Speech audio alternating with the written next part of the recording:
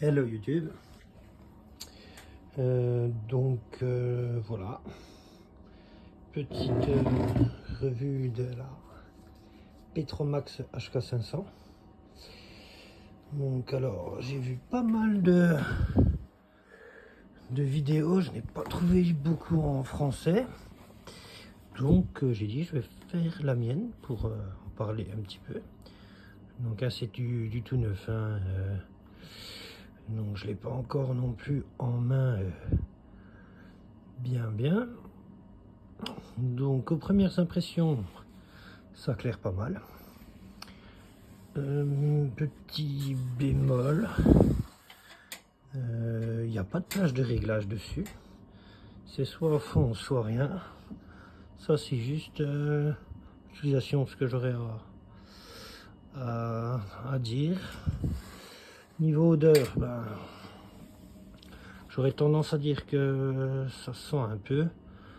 Bon, j'ai peut-être pas mis le produit Petromax directement, mais à titre comparatif, ça claire quand même bien plus que ces petits articles Decathlon là. Donc hop, on va mettre celle-là à fond, qu'on se rende compte. Hop, on va mettre à même hauteur comme ça. Hop, on va un peu se rendre compte de la luminosité. Donc voilà là comment ça claire juste avec cette lampe là. C'est pas mal, mais bon, c'est pas non plus.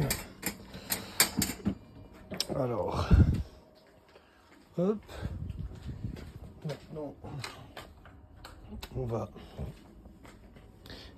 éteindre celle-là. On va lancer la Petromax. Alors hop, donc pour lancer la Petromax, je l'ai fait avant pour vous passer, il faut pomper par ici, voilà, ça pendant une bonne minute. Donc là je vais lancer le chalumeau et vous expliquer. Donc alors, il faut lancer les réchauffeurs à peu près pendant 90 secondes. C'est ce que Petromax conseille. Alors c'est pour chauffer la céramique qui est dedans. On voit que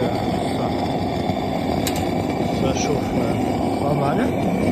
Et après ce petit bouton là, on va venir le redescendre vers le bas et fermer gentiment ça. Donc alors, quand on fait le chalumeau là, la pression descend vite.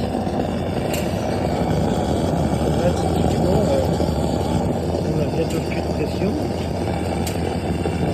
Hop, là, je ferme gentiment. Voilà. Donc, ça y est, la Petromax tourne. Je vais vous poser 2 secondes parce que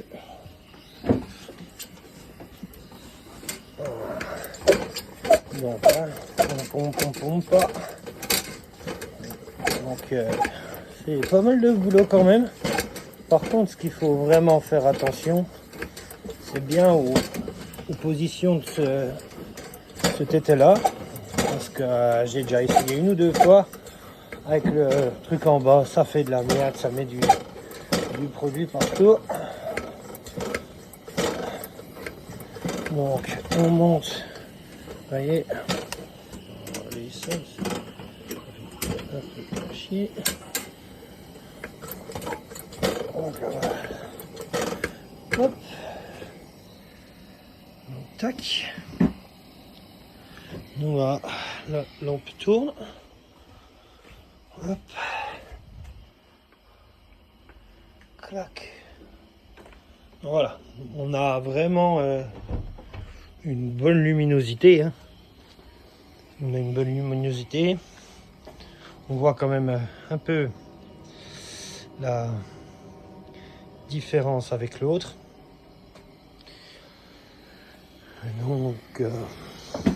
Donc c'est plutôt sympa. La chaleur rayonne un peu, c'est agréable. Je pense qu'on met ça dehors sur une table et tout. Je pense que c'est assez convivial. Par contre, ça a tendance à faire un peu de bruit.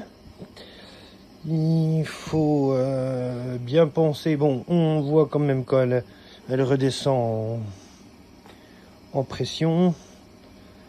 On sent qu'elle se baisse un peu, elle capote un peu. Donc on repompe un petit coup et puis voilà. Mais ouais, c'est sympa. C'est sympa. Après, faut voir avec le temps. Donc bon, quand on la bouge un peu, il n'y a pas de souci. Hein, on peut ça fait vraiment lanterne. Il n'y a rien qui greville vraiment. C'est assez bien assemblé. On va dire le vitrage ne se bouge pas. C'est vraiment mieux que les petites lampes style camping-gaz. J'aurais dû vous faire peut-être une vidéo aussi avec un camping-gaz à côté pour vraiment montrer la différence. Après, l'avantage que moi je trouve avec le pétrole là, ça va être surtout qu'on n'est pas dépendant en électricité. Le machin, ça tourne quoi. Si on a des manchons, tout ça, on a un petit kit de réparation avec. Alors ça, je vous avoue que je me suis toujours pas penché dessus. Je ne sais pas quand s'en servir, à quelle fréquence. Mais voilà, il y a quand même quelque chose pour faire. Donc voilà, là, on sent un peu, je pense que ma pression a descendu. J'avais pas monté à fond la pression.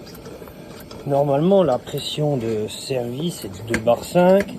Là, je suis sur les coups de 2 bars. Et je pense que... Mais quand on repompe par la suite, comme ça a tendance à quand même bien mieux aller. Mais... Donc, on va faire un petit tour de la lampe. Et en même temps, je regarde quelque chose. Parce que...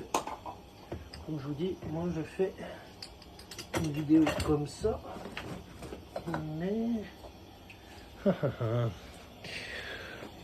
pas envie de la refaire. Qu'est-ce qu'on a là-dedans? On a ou on n'a pas?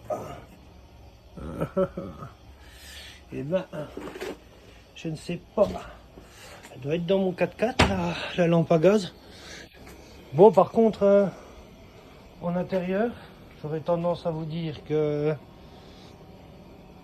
ça sent un peu. Après, la qualité du produit est peut-être pas forcément la bonne. Ah, c'est dommage que j'ai pas pu vous faire l'autre vidéo avec quoi dire d'autre. Donc une fois qu'elle tourne après, elle met un petit peu de temps quand même à se refroidir. Mais bon, là il faut quand même que j'achète